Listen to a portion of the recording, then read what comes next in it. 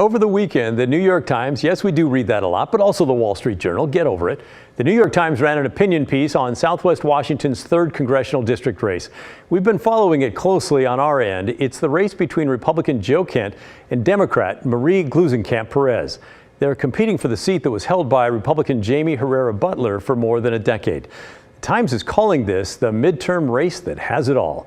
And a lot of political experts think it will be a real bellwether that indicates how Republicans are feeling in the post-Trump presidency years. To catch you up, Joe Kent is a far-right Republican endorsed by Trump. He's a former Green Beret with the Army, and his opinions fall pretty much in line with Donald Trump's.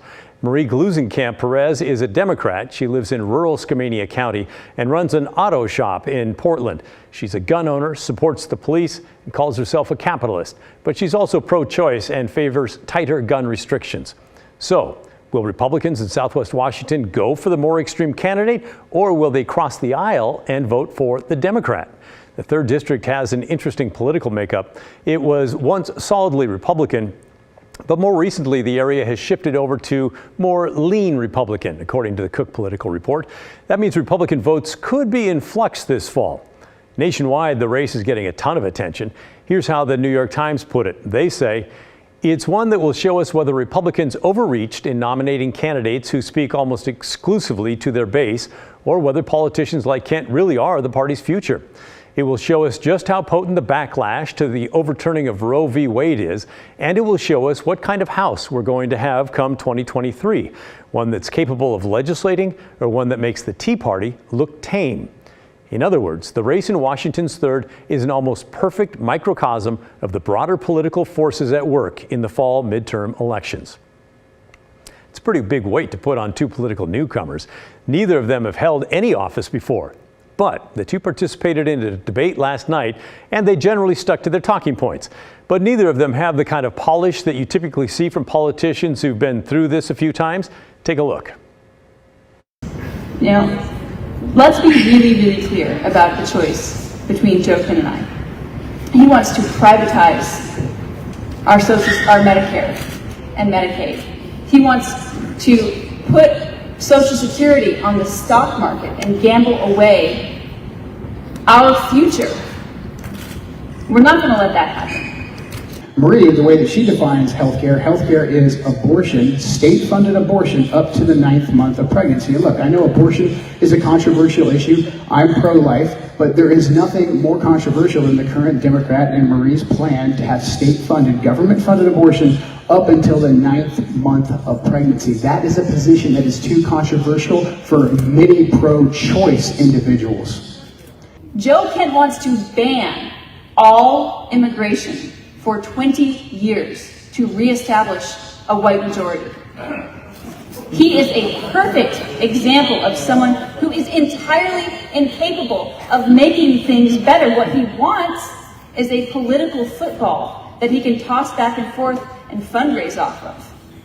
Seal off our southern border. The fentanyl that's coming across the southern border, it's coming from Mexican cartels. The precursors are coming from the Chinese Communist Party. So we have to get hard on China, kick them out of our capital markets, get them out of Wall Street, seize all the land they own here in America, and then we send the military down to the border. We can partner with the Mexican government to start going after the cartels. Look, after 9/11, me and my friends, we had to go chase every single radical Islamic terrorist to the far-strung corners of the earth, even ones that had absolutely nothing to do with 9/11. However, it has never been done before that we go after people that are killing Americans on a daily basis, the Mexican drug cartels. So I'm against any kind of gun laws. The Second Amendment is very, very clear. The reason why we have a Second Amendment is because, look, hey, there's Republicans and Democrats here in this room tonight, right?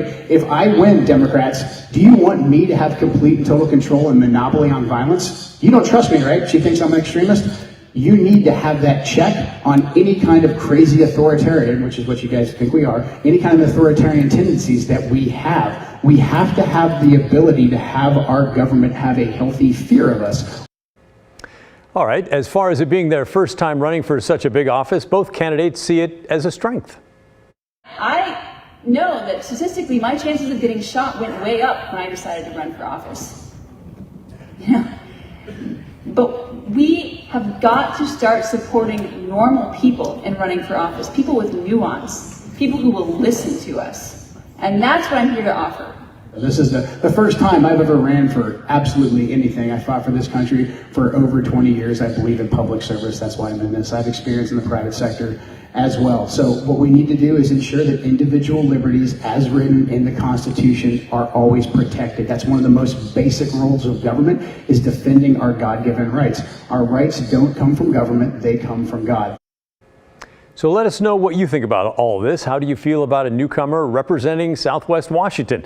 If you're a Republican, are you ready to support a candidate endorsed by Trump or a Democrat? Send us an email. We'd love to hear from you, or leave us a voicemail.